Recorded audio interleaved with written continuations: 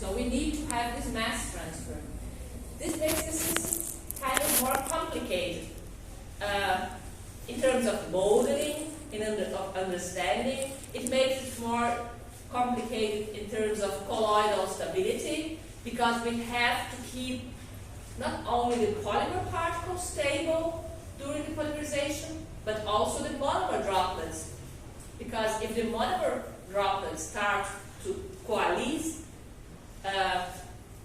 we will have a strong reduction in the interfacial area between the monomer droplets and the continuous phase. And then mass transfer could be limiting. So, in order to try to avoid the necessity of mass transfer between the phases, the idea of this group at the University of Lehigh was to prepare polymer particles in the same size range of emulsion polymerization. So the particle size of the polymer prepared in a mini-emulsion polymerization is in the same range as that of emulsion polymerization. Yeah. So why the term mini at the beginning? The term mini refers to the monomer droplets. The whole idea of mini-emulsion polymerization was to decrease the size of the monomer droplets to the submicrometric range, and then to polymerize directly the monomer droplets. This is already done in a suspension polymerization. What's a suspension polymerization? A suspension polymerization, we have an oil in water emulsion, monomer droplets dispersed in water with a surfactant, but relatively big monomer droplets, just like an emulsion. But the difference between suspension and an emulsion is that in suspension polymerization, we polymerize the monomer droplets, whereas in emulsion, we form polymer particles by either micellar or homogeneous nucleation, and then the polymerization occurs in these polymer particles. So, in a conventional suspension polymerization, at the end of the polymerization, the particles are relatively big. How big? Depending on the formulation, of course, but typically something about 500 micrometers up to 2 millimeters is the size of the polymer particles of a suspension polymerization. Whereas in an emulsion polymerization, the polymer particles are much, much smaller, several orders of magnitude. Polymer particles at the end are around 100 nanometers, 200, 300, much smaller than in a suspension polymerization. So, the idea of the mini-emulsion polymerization was to decrease the size of the monomer droplets and then to nucleate the monomer droplets and to polymerize directly the monomer droplets. So, no mass transfer is required anymore. That was the whole idea. So, the preparation of submicrometric monomer droplets, and that's the first challenge of this technique. How can we decrease the size of the monomer droplets to the submicrometric range?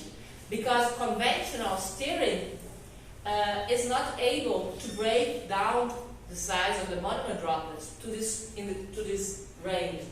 And why is this? If we have a conventional stirring whatsoever, we have the formation of the main vortex and microvortexes. And these microvortexes, what do they do? If they have a droplet like this, and then we have a microvortex like this, what will happen? It will deform the droplet, and eventually this droplet will break, forming two smaller ones.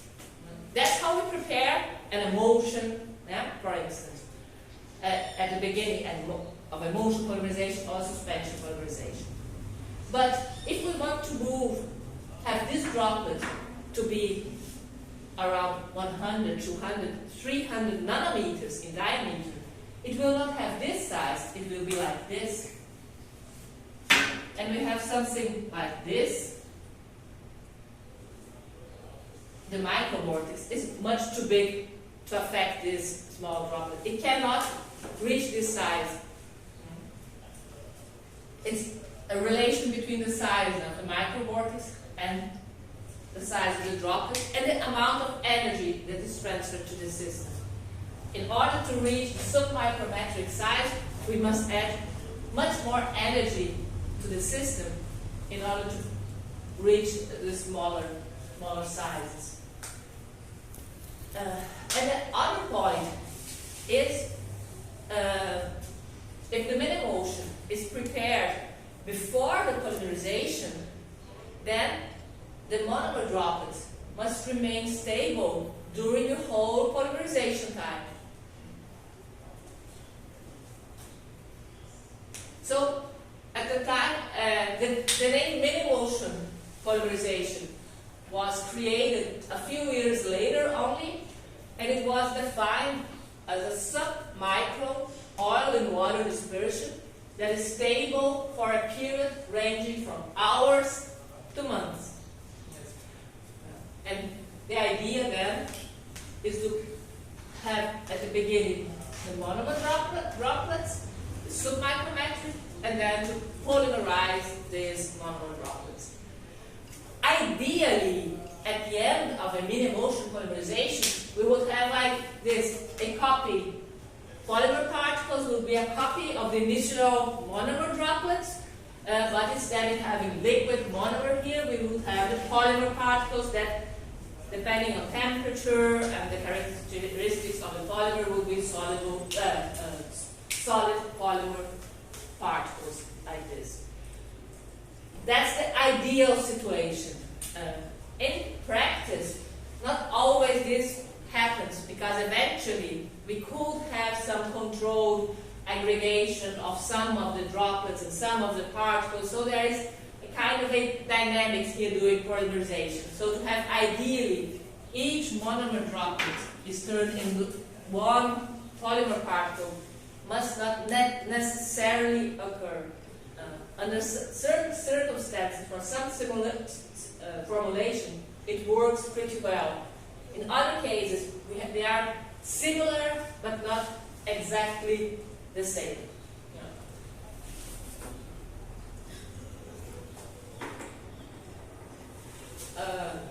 And here, this graphic was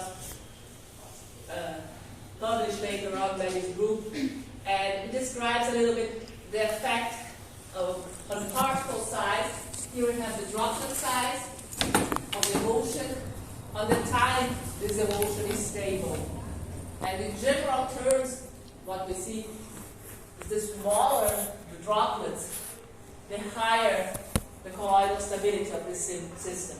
The longer is the time that the emulsion remains stable. Macro emulsions conventionally aren't very stable. Even if we add surfactant, usually it's a matter of seconds, minutes, up to 1 hour until they will completely destabilize. Whereas mini-emulsions, that we're talking today, they are stable for time ranges between hours, if it's not that stable, up to months. And microemulsions are another type of system. They are even smaller droplets. They are formed spontaneously, and being formed spontaneously, they are thermodynamically stable, and consequently they could be, if they are thermodynamically stable, they will be stable forever. Though this is the general case, of course we have certain circumstances that we can prepare microemulsions with longer stabilities than ours. For instance, if in addition to the surfactant we use other polymers to increase the viscosity of the continuous phase, to make it more difficult, the movement of the particles and consequently the aggregation, then there are ways to extend this. But in general rule, we see this behavior. The smaller the size of the monomer droplets, the longer the stability. So then, the first thing we have to do is to prepare the mini-motion, the submicrometric monomer droplets. There are different ways to do it. In lab scale, the most used equipment are ultrasound probes, not the ultrasound baths. Ultrasound bath is not effective to prepare many motions, but the probe immersed in the motion, as we see here. So, as I mentioned, the first challenge is to prepare the submicrometric droplets. Teacher? Yes. You can return yes. There are two phases, organic phase and the aqueous phase. Yes. And you get the aqueous phase and put in the organic phase, or you get the organic phase and put in the aqueous phase? The most common system. Or mix the both. Okay. What is the process? Yeah, good question. So sorry, but no, it's good to ask questions. The most common mini-motion polymerization are oil and water. So we want to have the monomer droplets of a monomer that is not soluble in water or little soluble in water, dispersed in a continuous aqueous phase, water with a surfactant. That's the most common. There are different ways of preparing it. The first thing, we have to prepare each phase. So if the aqueous phase is the continuous phase, then we will need to have here water and the surfactant. The surfactant should be mainly in the continuous phase. So water and surfactant. In the organic phase, we would need to have the monomer we want to polymerize. If it's a free radical polymerization, we'll talk about it later, we will have to be able to choose. We'll need to use an initiator, and in mini-motion polymerization, the initiator can be either oil-soluble or water-soluble. If it's water-soluble, it's added here. If it's oil-soluble, of course, in the other phase. And we also need, we're going to talk about, a co-stabilizer that goes in the organic phase. And then both phases are mixed. Usually, I have seen both ways are possible. Often the organic phase is added to the aqueous phase, but the other way is also possible, adding the aqueous phase to the organic phase. Because if you use a surfactant with a high HLB, hydrophilic lipophilic balance, this means that the surfactant is more soluble in water than in oil. It's amphiphilic, otherwise it would not be a surfactant, but it's more soluble in water than in the oil. Then it would tend to form a oil and water. Okay. And is this process continuous, or can I say that? I go putting droplets continuous or only mix? Only mixing. You don't need to be careful on the addition, too careful in the addition of both phases. There are other techniques if we talk about systems with preformed polymer, when we talk about the nanoprecipitation technique, for instance.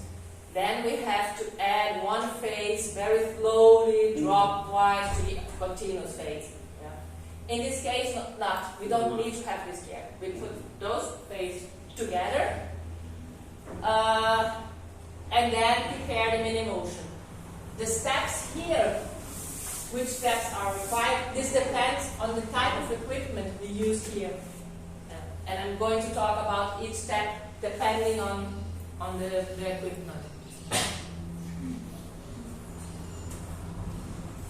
But one important thing is this: we need to provide more energy to our system to break more our monomer droplets, since we want to have submicrometric monomer droplets. The smaller we wanted the droplets, the more energy we have to add. So we need specific high shear rate devices to break the droplets to the submicrometric range. Conventional steering, either magnetic or the mechanical steering, cannot bring the droplets to the submicrometric range.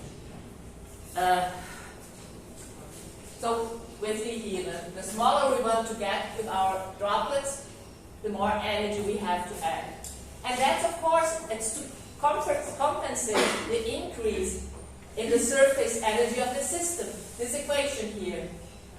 The surface energy, E, is equal to the product of the interfacial tension, gamma, the interfacial tension between the monomer droplets and the aqueous phase, and the area, the total area of all monomer droplets. If I make like this with the droplets, the total surface area increases. The smaller the droplets get, the total surface area becomes much bigger. Here I have a higher total surface area than here, and so on. That's the idea. So in order to have this turn positive, we have to add external energy. That's the whole idea. And the smaller we want the monomer droplets to get, the higher will be delta A, the higher will be the amount of energy required. Also, we have a collateral effect, usually undesired, but it happens. Usually, in addition to breaking down the monomer droplets, some of this energy that is added to the system is lost as heat. The temperature of the system increases. So it happens. So that's this H here. So usually we have to add more energy because some of this energy is lost as heat. And then for lab scale, the most used equipment is the ultrasound probe, as I mentioned. Then the ultrasound probe is inside of the emulsion. And then we have an effect of cavitation and rarefaction that leads to the explosion of micro bubbles that are formed. And this explosion of the micro bubbles leads to the breakage of the monomer droplets up to the submicrometric range. Here in this graphic, we have results of the intensity average particle diameter in terms of the time we use here on the ultrasound. If we increase the time, we are adding more energy. So we reach smaller droplet sizes. That's the idea. And here, these different curves are different amplitudes of the ultrasound. In the equipment, we can regulate the amplitude of the ultrasound waves. The higher the amplitude, the higher the power.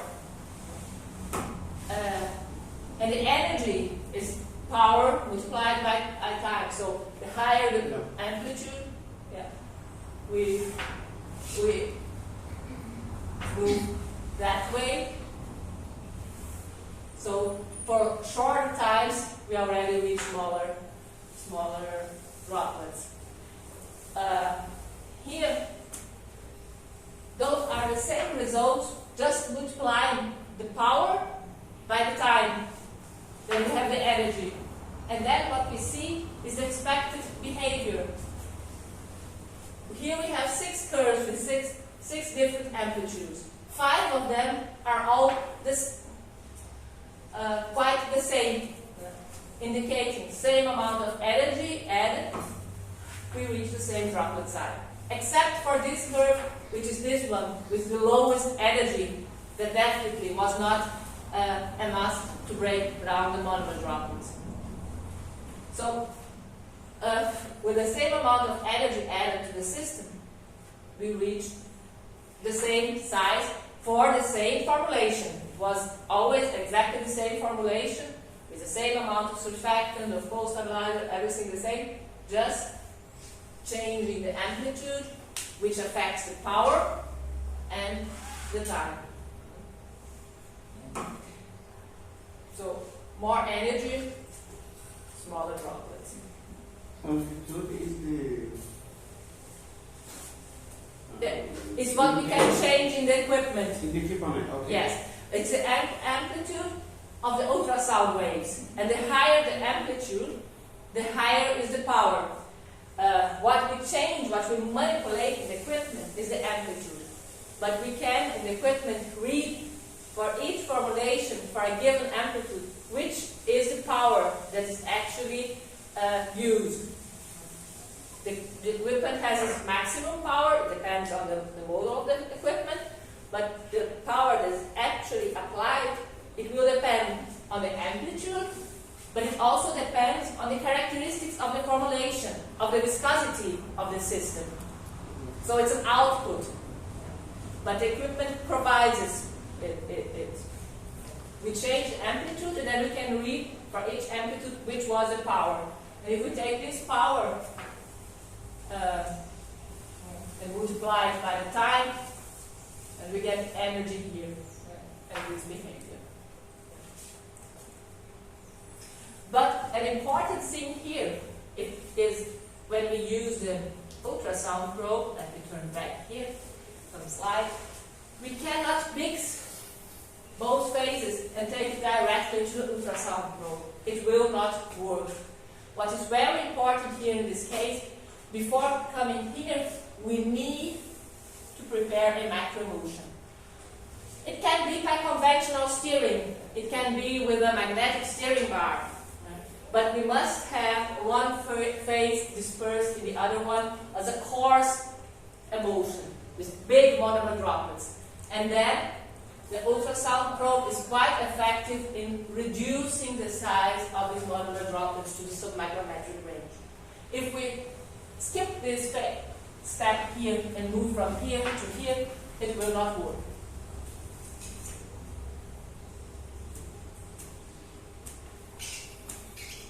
Another aspect of the ultrasound probe, as I mentioned, it is used in the lab scale. Why? Because the region that is affected by the ultrasound is relatively small. Let's see if I turn off. Here's a simulation by CFB of the range of the ultrasound. Here's the probe, and then we see here the region that is affected, and there are regions that are not affected by the ultrasound. So it's equipment that works very well for small volumes. How small is small? It depends on the probe. There are different probe sizes. There are very tiny probes for 20 milliliters, but there are bigger ones for 200 milliliters, 500, but not much more. So if we want to produce higher amounts of mini-emulsions for upscaling, then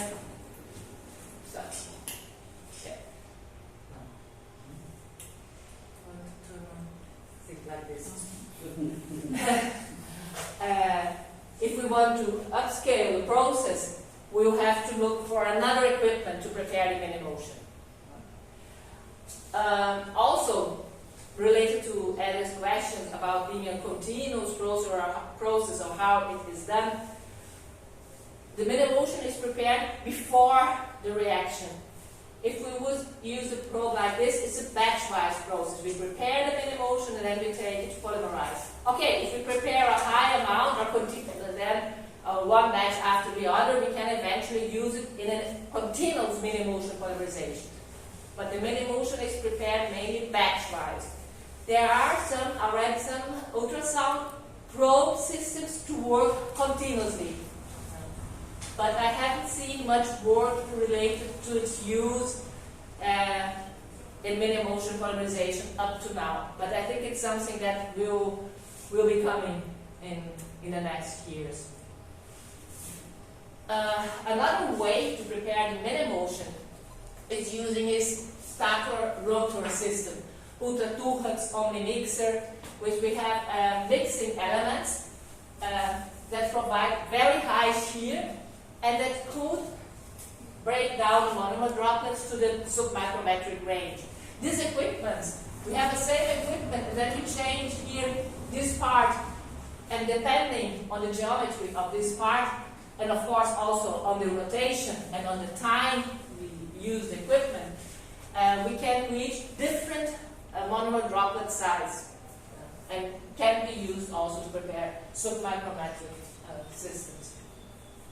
It's not as effective as ultrasound. Usually monomer droplets are a little bit bigger for the same formulation using this type of system. And not only the monomer droplets are bigger, but the distribution of monomer droplet size is broader. Because of course, we will not be able to prepare all monomer droplets with exactly the same size. And in this case, it's worse in terms of monodispersity, usually reaching broader distributions. Here again, we have the graphic of the average intensity diameter in terms of time of use of the equipment for two different rotations. This one here was this one here, the highest rotation.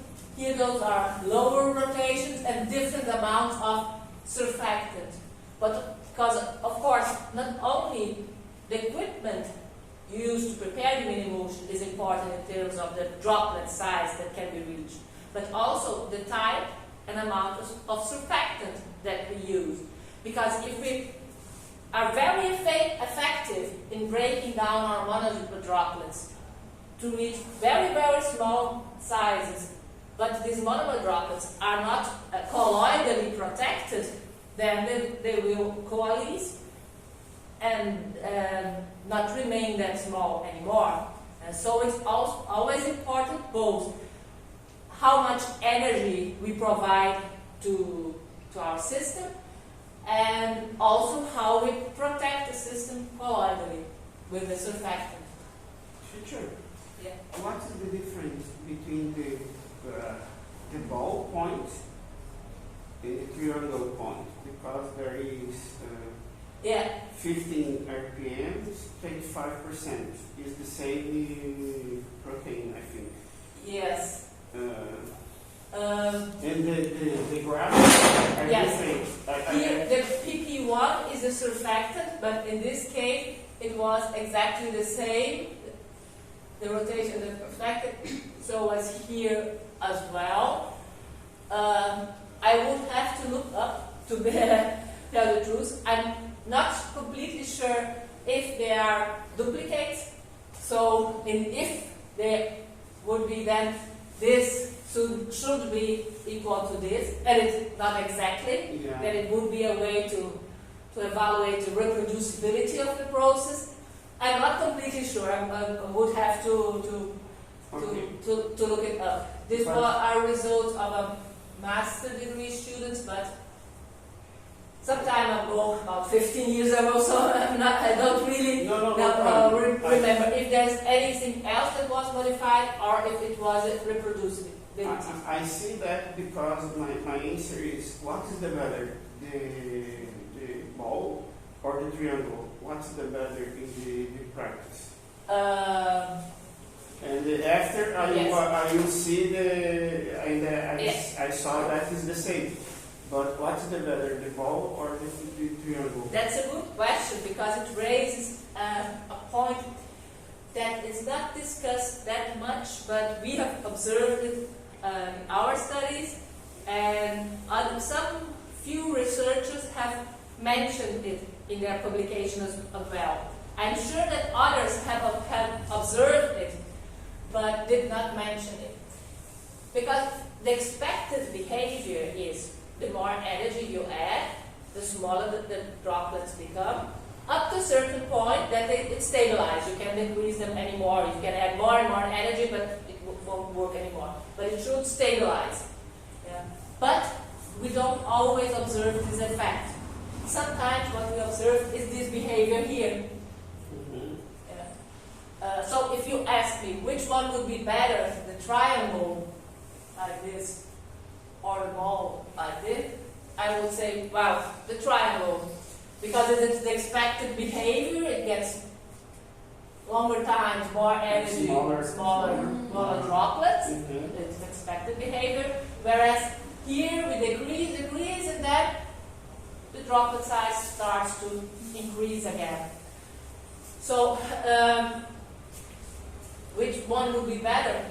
The triangle, I would say. Why does this happen? The most accepted theory for this behavior is that if you add more energy, you break down more your droplets. And what happens?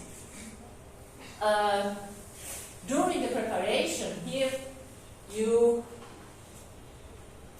are breaking down the droplets. They eventually may coalesce, but they will break down again. But as soon as you turn off the equipment, they eventually may go on coalescing if they are not completely well protected, but they will not break anymore because you turned off your equipment. And then, if they are not well protected, you may have an increase in droplet size. So that's the most accepted theory for this type of behavior. By adding more energy, you break down too much your droplets. They are not completely protected against aggregation, and then they may coalesce. Why did it happen here and why not here? Perhaps we would have to look at the amount here of the surfactant, because those are the theoretical amounts. If the amount really measures, if there was a difference, and if this difference could have played a role here, or if it's really a matter of reproducibility of the equipment. And here we would have to look if the amount is exactly the same, or the position of the ultraturbulence inside of the system was the same, because both for the ultraturbulence and even more for the ultrasound probe, very, very important in terms of reproducibility is the exact position of the probe inside of the system. The probe, if the probe is here, or if the probe is like this, or if it's like this, the result will be different. Or if it's more up or down, and so. My God. Yeah, and then this difference could be related to this. The position of the star, the vegetation, can change The forms of the yes, can change it. In the case of this ultraturbulence that was used here, this is not so critical as in the case of the ultrasound. In the case of the ultrasound, we have to be very, very careful here, and to make a few experiments to verify the best conditions, the best position, and then make marks and write it down to repeat it exactly the same way, because it affects a lot. Here we have to be very, very painstaking in order to not have reproducibility issues. And with the ultrasound, it's also tricky because the probe, it may not touch anything. It may not touch here the bottom, not here. If it touches, it breaks the glass here. It may even break the probe. It already happened here. So when the equipment is turned on, it may not touch anything, and it's solid surface here. But on the other hand, if the probe is too far up here, it will make very much noise due to the cavitation, and also it will not be effective. It will not prepare a stable mini motion. So it must be well immersed here, but it may not touch any part of the system. It cannot be a very big place here, otherwise we would have zones here that are not affected by the ultrasound, but it may not touch under any circumstances here today. So that's something tricky, especially in the case of the ultrasound. Here with the ultratube is not so critical, but can affect as well.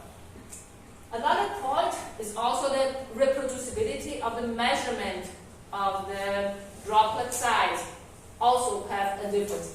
But of course, here more than 50 nanometers is a lot. I would say this is more than would be expected for the reproducibility of the measurement. And we can use a filter to separate the size, microfilter, or no? There are filters that could eventually be used for the submicrometric range, but they are very specific. They must have small pore size, submicrometric pore size. Usually in this case, the pore size is not related anymore in terms of the size of the pore, but on the molar mass of the molecules they can retain and what will pass. And in this case of the emulsion or meta-emulsion, it's even more difficult because it's a liquid-liquid system. And then if we pass it through these filters, and they don't pass it only by gravity, there's are filters that are put into a centrifuge, that eventually this can change the droplet size distribution as well. To separate the solid particles, it works pretty well. To separate liquid emulsions, it's not necessarily. Sometimes it works, but not always. Professor, I have a Yeah. question. So the unexpected behavior is because we give the particles so much energy, and then when we turn off the equipment, they start to aggregate up to a certain point. They get too small, and that the smaller they get, the higher the total surface area.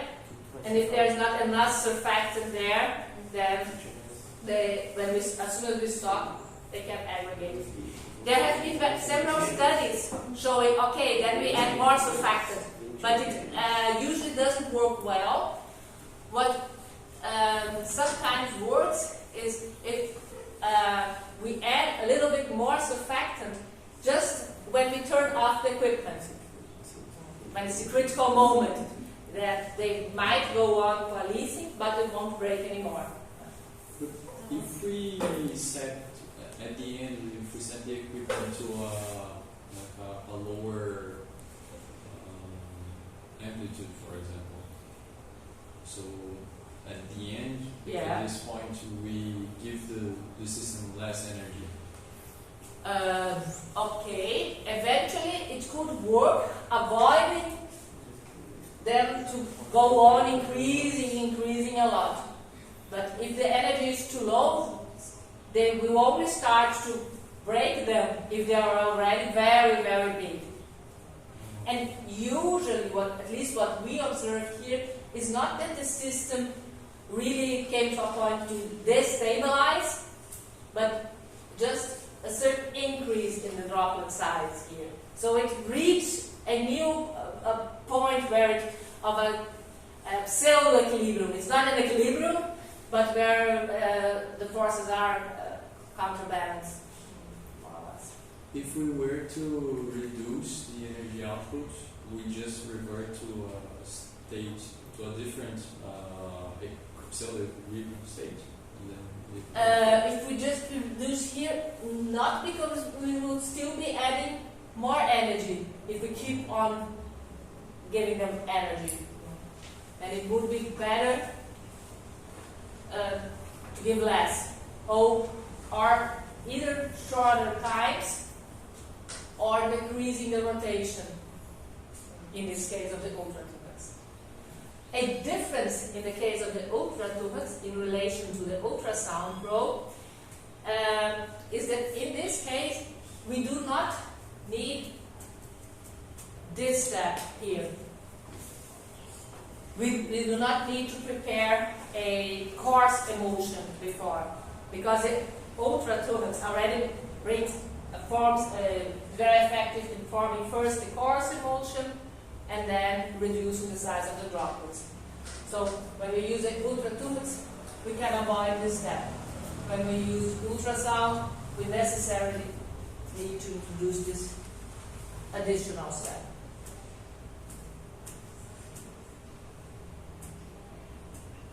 And a third quite common way to prepare the emulsions is using high pressure homogenizers. Those equipments are equipments that are, I would say, the best choice for industrial scale.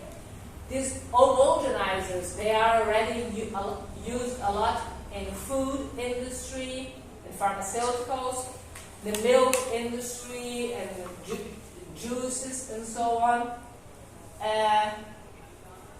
To use them for a mini-motion polymerization is a little bit more tricky, because here if we are talking about the monomers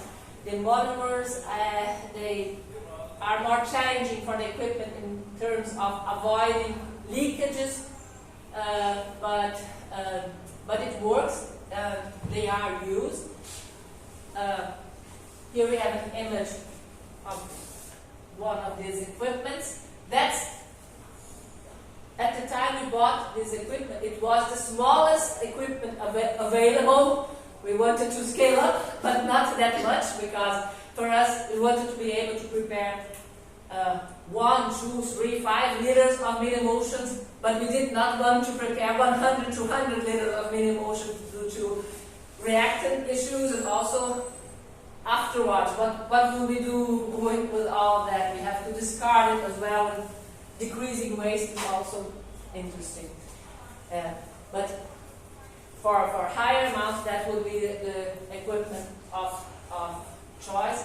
There's a system of valves and high pressure that also produces high amounts of energy and can break down the droplets to the submicrometric range. Here again, we have the graphic of the intensity average particle or monomer droplet diameter. Professor? Yes? Only for curiosity, we can use this kind of mini-motion to medicine, like micro-robots going to human body, going to specifically cells and do something. Okay. We can use the mini-motions. The term mini-motion, if we talk about the biomedical area, they usually don't call it mini-motion, they call it nano-emulsion, because the monomer droplets are typically 100, 200, 300 nanometers. And the use of the term nano is, if we go more to the materials area, specifically talking about inorganic particles, the strong definition is that to use the term nano, one size range must be below 100 nanometers. But if we go to the pharmaceutical, biomedical areas, they call nanoemulsions, nanodroplets, nanoparticles, particles that are in the submicrometric range, say about 200, 300, 400 nanometers. Because for biomedical applications, for some of them, it's interesting to have very small particles, 50, 80 nanometers. But for other applications, it's much better if they have 200, 300 nanometers. So it's a particle size range that is very common for this type of application, and usually the term nano is used also in this case. And why did I start talking about that? Because in the biomedical area, this kind of mini-motion, submicrometric mini-motions, they are typically called nano-emulsion. And for some applications, nano-emulsions are used directly of an oil in a water phase with a surfactant and so on. So a liquid colloidal system of submicrometric monomer droplets. If we want to use this particle to have a targeted delivery and with a kind of a, let's forget the name in English now, trigger, then polymer particles are very interesting for this, and could be polymer particles prepared either by emulsion or by mini-motion polymerization could be used for this. Because then not only we have the particle, but we can functionalize the surface of the particles in order to direct the particles to a specific organ or location in the body. Yeah. And also to modify the polymer or to use the polymer to have a trigger, which could be a temperature, that a temperature increase would cause the release of the substance that is there, or the trigger could be pH. pH is used a lot as trigger in cancer treatments because cancer tumors have a lower pH than the rest of our cells. Then if we have a polymer that degrades at a lower pH, then it would be an interesting trigger. And so polymer particles, especially functionalized polymer particles, can and are used for this. Yes. Okay, and they now, for example, to make painting. Yes. They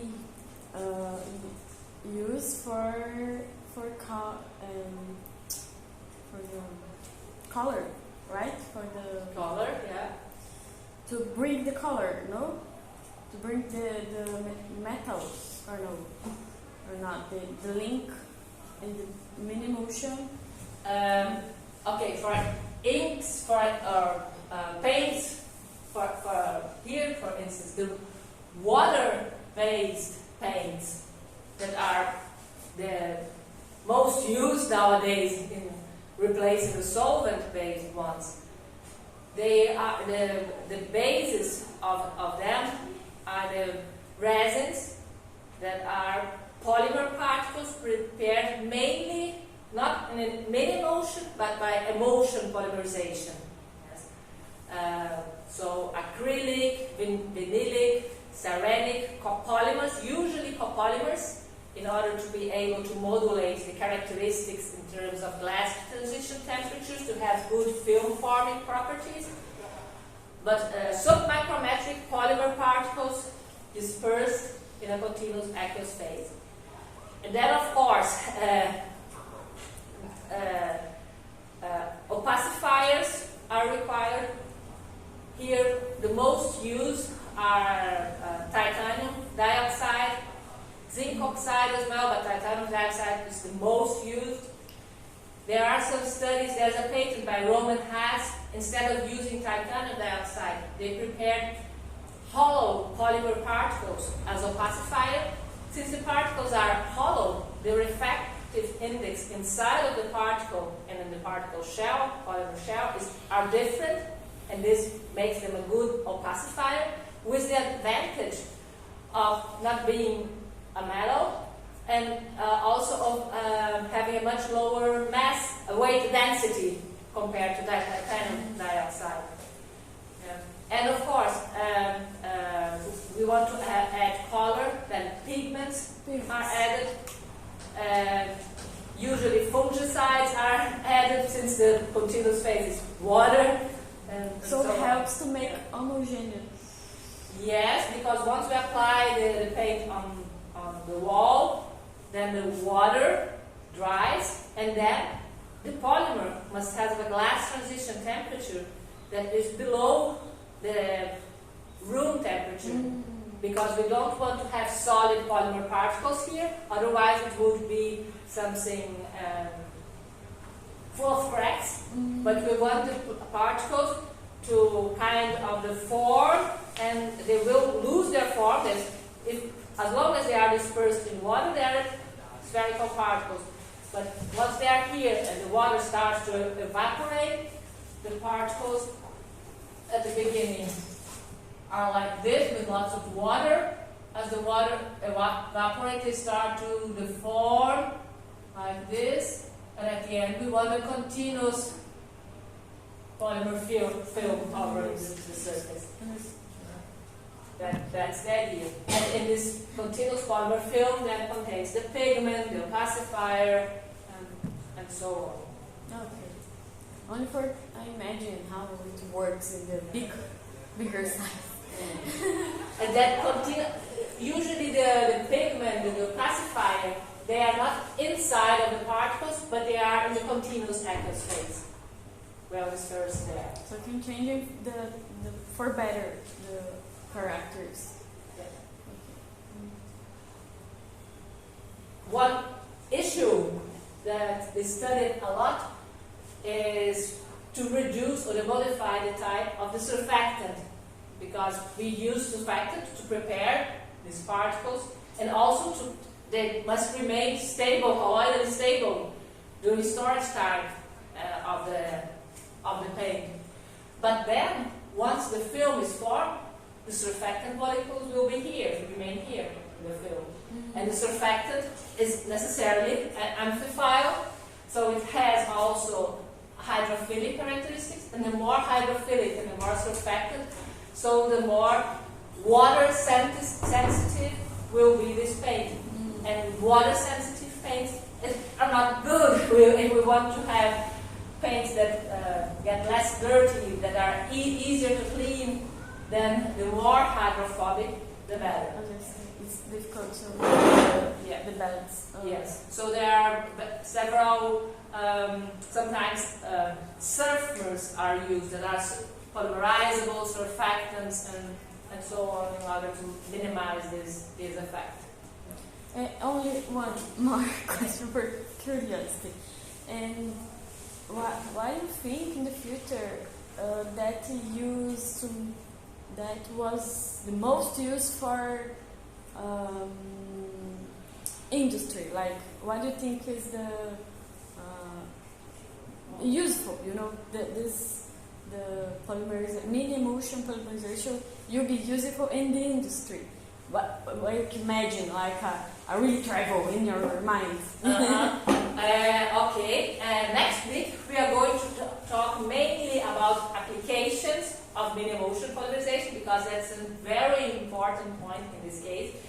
Because mini emulsion polymerization directly competes with emulsion polymerization, because the polymer particle size at the end is the same. Yeah? So why using mini emulsion polymerization?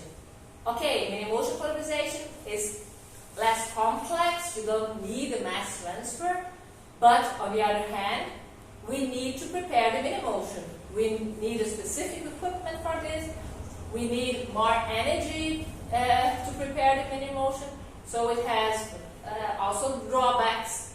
And for processes that already work well by conventional emulsion polymerization, for industrial processes, they will go on being performed as an emulsion polymerization. They will not move to mini emulsion.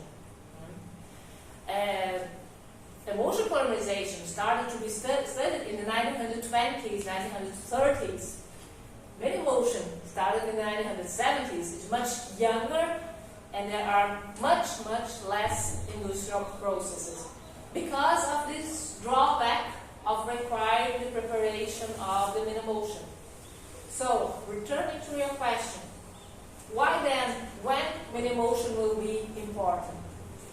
For those applications in which we have difficulties for conventional emulsion polymerization, where conventional emulsion polymerization fails or where the reaction will be very, very complicated, then minimotion polymerization is an interesting solution. You can use to absorb some molecule, right? Yes, to absorb on the surface, it would be possible in both techniques, because the absorption is outside of the particle. Then both techniques will be possible. To have something inside the particle, minimotion has advantages, as we'll see next week. Yes, okay. In this graphic, in my mind, for me, in my mind, Yeah. there is a contradiction, because I understood that when you increase the pressure, you can coagulate the droplets. Became bigger, right? Exactly. Yes. Yes. And the better result is in the higher pressure, so I didn't understand that. Yes. Because here the pressure is used on the emulsion, on the liquid-liquid emulsion, in order to break down the droplets. And the higher the pressure, the more you can break down the droplets. In the terms of sterically stabilized systems, as you mentioned correctly, increasing pressure can lead to this. Yes. If they are electrostatically stabilized, then pressure will not play a role. But anyway, here we have to remember, here we have still a liquid-liquid system. So the system passes through valves, and the pressure which the system passes through the valves, the higher the pressure, the smaller the size of the droplets that can be reached here. Electrostatic. Electrostatically is here an ionic surfactant was used. This was a study, this was also a master thesis of Priscilla, also more than 10 years ago. It was an interesting project because it involved the encapsulation of fragrances in polymer particles to be used in textiles, in cotton textiles, to leave them for longer periods of time with a nice smell for them. And Priscilla made the studies, and months after it still retained the smell. She had it probed without encapsulating, and not only the smell, the sensory test, but also she measured it by gas chromatography and could detect the very slow release of the fragrance this way. And she made it mainly with ultrasound probe and very small scale, but at the end we prepared 50 liters of the latex, of the polymer particles containing the fragrance, because they made tests at the industry in Blumenau. And therefore, to make this 50 liters, then she started studying with the high pressure homogenizer, because preparing 50 liters with the ultrasound probe would simply not work. So it was a nice thesis, because it also involved the part of the increasing scale of the process, and at the end there was also a patent together. It was pretty nice.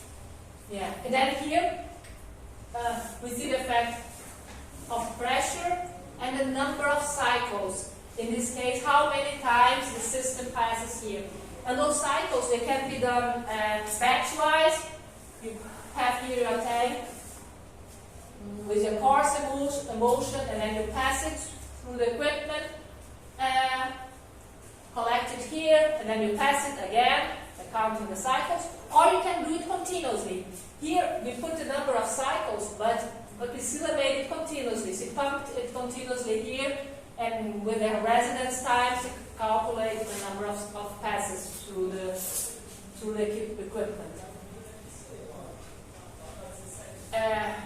Here we have the average droplet diameter, and here on the right we have the dispersity of the droplet size distribution.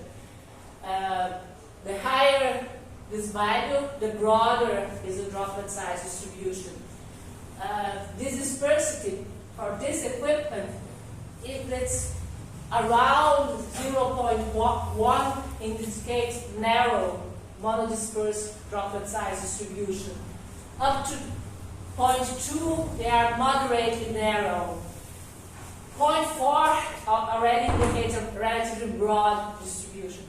And then here we see that together with the decrease in the droplet size, also the decrease in the dispersity of this distribution. Because it's always important to look at the dispersity and not only at the average size.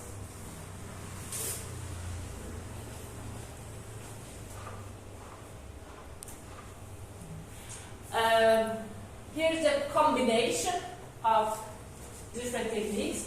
Those are results from the polymatrix and from the group of Professor Laser.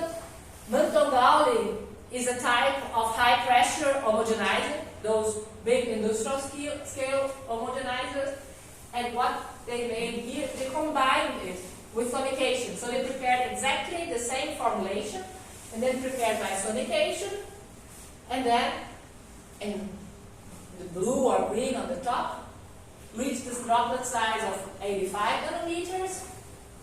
If they use the same formulation, only with the high pressure, then we are here in the orange, 74 nanometers. Those are typical results. The high pressure homogenizer, besides of the bigger scale, they are also even more effective in decreasing the size of the monomer droplets than ultrasound. So it's a nice equipment also in terms of the quality of the minimotion. And if we combine both, it's even better. Starting with the sonification first and then the high pressure. And for the same formulation, this size here, 60 nanometer, substantially smaller could be reached. But the order here is very important. Here they start with first sonification, that is not so effective, and then high pressure. If they change it, start with high pressure and then sonification, it's not so good. It makes no sense than the combination of both. And then they made this study for this formulation, which is 20% of dispersed phase, and also increasing this amount to 40%. They had a similar behavior. Droplet sizes increases. If we increase the amount of the organic phase,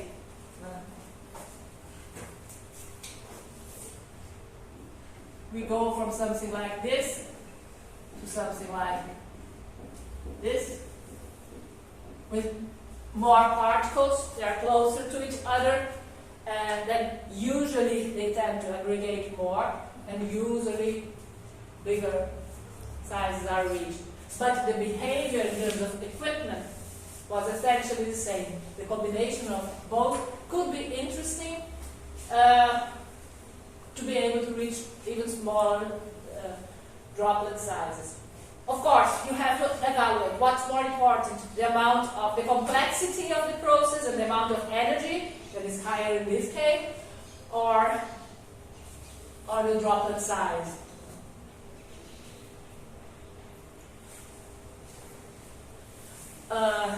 There are also several studies. They're not so used. Those three equipment are by far the most used in the studies. In terms of lab scale, by far ultrasound is by far the most used. Stator rotor, it's used. It's not so good as the other two, but it can be used. It is used. Higher amount, necessarily high pressure homogenizer. But several studies also are being developed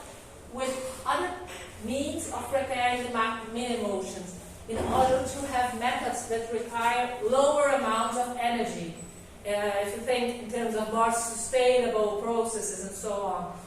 And then there are studies involving static mixers, membranes, and microfluidics as well. For instance, here in this work they studied a system with this column with static mixers inside. Here the tank with emulsion, which is pumped through this column with the pump and recirculates here several times. And here are the results. This graphic in the middle is for this system with the static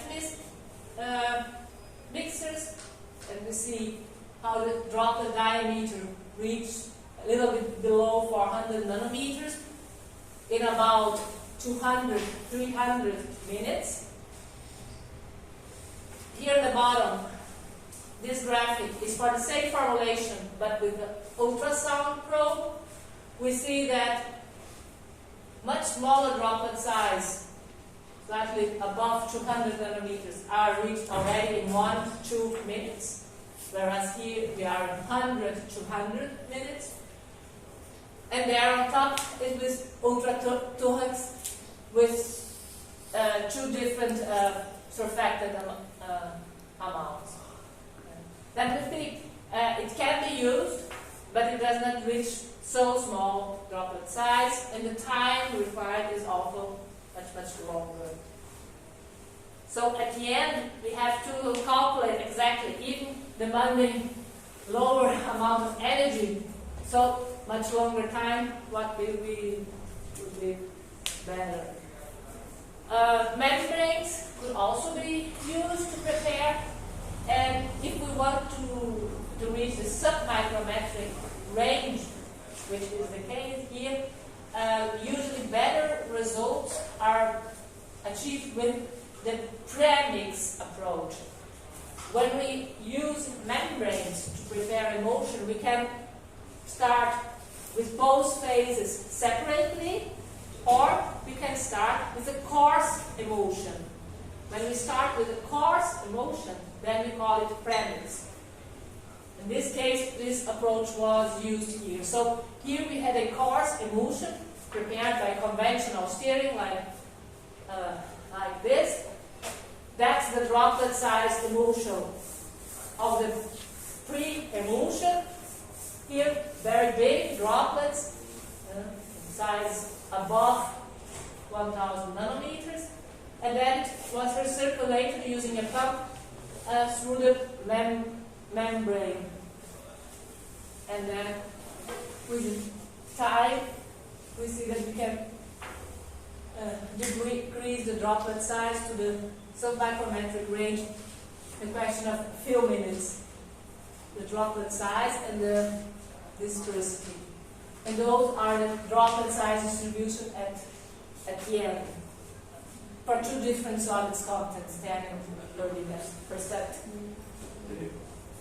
Is it necessary to study the flux of the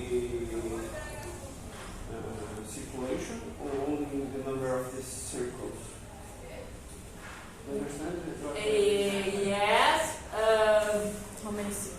The flow rate and how many both affect. Both may affect, yes. Okay. Mm-hmm.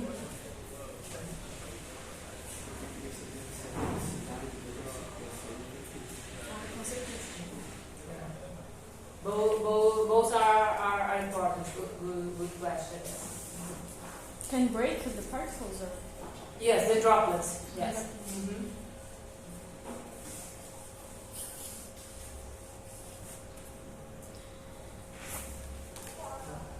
I think we can make a short stop now before we move on. I think we can continue in about 10 minutes if it's fine for you. No.